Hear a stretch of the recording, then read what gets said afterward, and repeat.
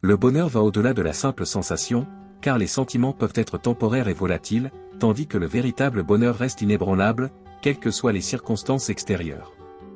Il est intrinsèquement lié à Jésus-Christ, offrant une certitude absolue dans la souveraineté de Dieu Tout-Puissant, qui contrôle tous les aspects de l'existence, que ce soit dans les moments de succès au sommet de la montagne ou dans les difficultés de la vallée de l'ombre de la mort. Le bonheur peut être défini comme une confiance sereine qui ne faiblit pas face aux adversités de la vie. C'est sur cette sécurité, cette confiance dans la providence divine, que nous pouvons découvrir le bonheur dans toutes les situations et louer Dieu sans cesse. Le psaume 146 illustre avec brio ce bonheur, nous invitant à louer le Seigneur en toutes circonstances, reconnaissant sa souveraineté et sa fidélité. Nous devons éviter de placer notre confiance dans de puissants dirigeants humains, car ils finissent tous par retourner dans la poussière et leurs projets disparaissent avec eux. En revanche, heureux sont ceux qui ont pour aide le Dieu d'Israël, dont l'espérance est ancrée dans le Seigneur. Il est le Créateur des cieux, de la terre et de tout ce qu'ils contiennent, et sa parole est une garantie d'accomplissement. Il apporte la justice aux opprimés, la nourriture à ceux qui ont faim, la liberté aux captifs et un refuge aux impuissants. Le Seigneur régnera pour toujours, démontrant son amour et son souci de toutes les générations. Il existe d'innombrables raisons de trouver le bonheur auprès du Seigneur, notamment parce que ses promesses dans la Bible sont pour nous. Des promesses comme la certitude que la gentillesse et la miséricorde nous accompagneront chaque jour de notre vie. Nous devons célébrer la présence de notre Seigneur Jésus-Christ, qui est vivant et actif dans nos vies.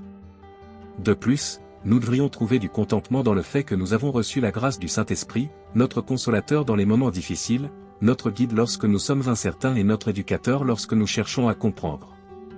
C'est une raison suffisante pour nous réjouir que nous nous soyons réveillés ce matin. Si nous avons le privilège d'entendre ce message, nous avons de nombreuses raisons de nous réjouir, car même les petites choses que nous tenons souvent pour acquises sont en réalité des bénédictions. Maintenant, élevons nos prières vers notre Seigneur et Sauveur Jésus-Christ, dont le nom est exalté au-dessus de tous les autres. Il est le début et la fin, détenteur du pouvoir sur la vie et la mort. Aujourd'hui, nous le louons et nous nous réjouissons car il est une ancre solide au milieu des tempêtes. Même si d'autres émotions peuvent surgir dans nos vies, je prie pour que la joie du Seigneur les transcende toutes.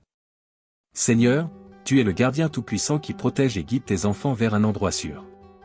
Vous l'avez démontré auprès de Moïse et des enfants d'Israël lors de leur traversée de la mer Rouge, tout au long de la vie de Joseph, et lorsque vous avez protégé Daniel et les 3 jeunes Hébreux. Alors je prie et j'espère que tu feras la même chose pour moi. Tu me défendras et me guideras, me protégeant tandis que je tiendrai ta parole qui promet de combattre en mon nom. Je te remercie et te loue d'être un gardien et un pourvoyeur. Je prie pour que ma réalité soit enveloppée dans ta bonté, ta faveur, ton amour et ta grâce. J'échange ma tristesse et ma faiblesse contre de la force et de la joie en toi. Seigneur, comble les vides de ma vie, les sentiments de vide, et rends-moi complet. Puissé-je être satisfait du trésor trouvé dans ta parole. Je prie pour la paix qui dépasse toute intelligence et déclare que la paix est mienne par Jésus-Christ.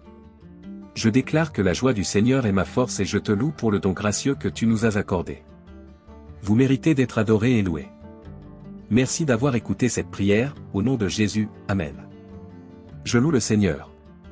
Je laisse tout en moi exalter le Seigneur. Je louerai le Seigneur tant que je vivrai et je chanterai des louanges à mon Dieu jusqu'à mon dernier souffle. Je ne ferai pas confiance aux personnes puissantes, car leur aide est temporaire. Bienheureux ceux qui ont le Dieu d'Israël pour aide, et dont l'espérance est dans l'Éternel, leur Dieu.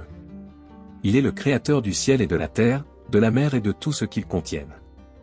Il tient toutes ses promesses, rend justice aux opprimés, donne de la nourriture à ceux qui ont faim, libère les prisonniers, ouvre les yeux des aveugles et relève les opprimés. Il aime les justes, protège les étrangers, prend soin des orphelins et des veuves et déjoue les plans des méchants. Le Seigneur régnera pour toujours. Il est digne d'éloge.